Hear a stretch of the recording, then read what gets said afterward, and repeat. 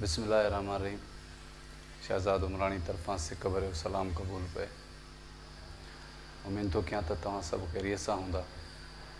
दोस्तो, दुनिया में जीअरनि जो इंसान क़दुरु करे, मरण खां पोइ त दुश्मन भी उछगारूं ॾेई रहंदा आहिनि। क़दुरु करणो हुजे त इंसान जीअरे करे।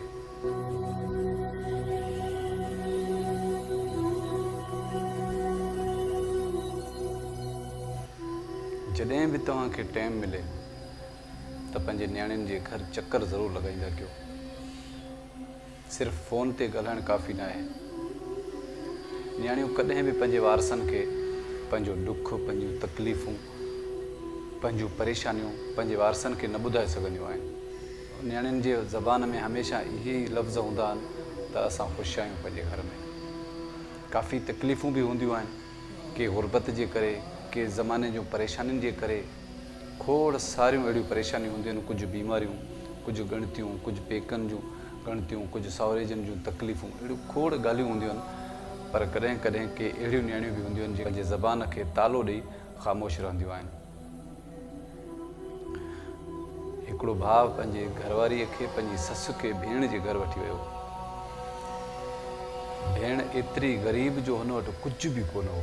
भाॼाई घर में आई आहे, भाउ आयो आहे, भाॼाईअ जी अमड़ घर आई आहे।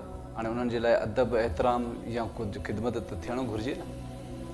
रए जे कुंड में कुझु चंद रुपया ॿधल आहे, जेके नंढड़े खे मोकिलियईं त वञी हिकिड़ी फंटा बोतल वठी अचे। नंढड़ी जेका बोतल आम रेगुलर बोतल हूंदी आहे, उहा फंटा बोतल हिकिड़ी घुराईं, जेके पैसा ई उनखे एतिरा हुया। शीशे जा नंढा गिलास, उन्हनि में बोतल भरे ऐं 3 गिलास में सादो पाणी भरे फंटा बोतल भाॼाईअ खे ऐं भाॼाई जी अमड़ खे ॾिनई। ऐं सादो पाणी जेको हो त उहो भाउ खे ॾिनई। त दादा, तुंहिंजे लाइ मां 7 अप घुराई आहे, छो जो मूंखे ख़बर आहे त तोखे 7 अप पसंदि आहे। भाउ जो ढुक भरियो त पाणी हुयो। भाउ भरम रखण लाइ भेण खे चयो त अदी, एतिरो वक़्तु गुज़री चुको आहे, तव्हांखे अञा मुंहिंजी पसंदि यादि आहे जो मां नंढे हूंदे 7 अप बोतल पीअंदो हुउसि।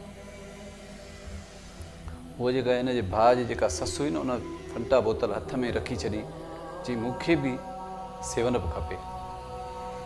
हे हाणे उथण लाइ हिन कयो त भाउ चयोसि, मां वञी फ्रिज मां खणी थो अचां। पोइ वञी उतां शीशे जो हिकिड़ो गिलास हो, उनखे किराइण जी कोशिशि कयईं, जीअं आवाज़ु अचे त का शइ भॼी किरी पई। उतां रड़ करे भाउ चयोसि त अदी, हे त 7 अप बोतल त भॼी पई, त पोइ मां बीहो त भला मां ॿाहिरां दुकान तो तकड़ में वठी थो अचां। ससु चयोसि, ना बा, बसि मां फंटा ई पीआं थी, बसि मसइलो न आहे। फंटा बोतल पी, हिननि जी पाणी वाणी पी, भाउ सम्झी वियो त हाणे हलणु घुरिजे। भाउ वञणु वक़्तु पंहिंजे खीसे मां कुझु पैसा कढी भेण जे हथ में मोकिलाइण महिल ॾिनई। दोस्तो, हिन कहाणी जो मक़सदु सिर्फ़ु इहो आहे त असां काफ़ी टाइम गुज़री वियो आहे त असां नियाणियुनि ॾे चकर न लॻाईंदा आहियूं। छो जो अॼुकल्ह मोबाइल जो दौरु थी वियो आहे त मोबाइल ते घर जो हाल वाल, बचड़नि जो हाल वाल ऐं उन्हनि जे पाण जो हाल वाल वठी था छॾियूं। ऐं तक़रीबन हिकु न ॿिए ॾींहं ते मतिलबु ॻाल्हाइणु ॿोलाइणु थींदो आहे। त इहो मोबाइल ते ॻाल्हाइणु काफ़ी न आहे। मोबाइल ते सिर्फ़ु असां ॻाल्हि ॿुधी ॻाल्हाए सघूं था। असां उतां जो माहौल ॾिसी नथा सघूं, उन्हनि जूं परेशानियूं ॾिसी नथा सघूं। भेण हमेशह चाहींदी आहे त मां पंहिंजे वारसनि खे परेशान न कयां, मोबाइल ते को अहिड़ो किस्सो न ॿुधायां। त उन्हनि खे नंढड़ा बचा थियनि था, उन्हनि जे आमदनी जो ख़्यालु कयो त उन्हनि जी आमदनी काफ़ी घटि हूंदी आहे। अॼुकल्ह महांगाई जो दौर बि आहे।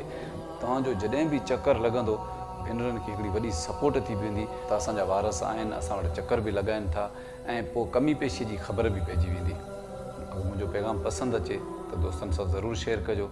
अगरि मुंहिंजो चैनल तव्हां पहिरियों दफ़ो ॾिसी रहिया आहियो त मुंहिंजे चैनल खे फॉलो कयो। मूंखे कंहिं नए मौज़ूअ ते ॾींदा इजाज़त। पंहिंजो ख़्यालु रखिजो। अल्लाह निगहबान।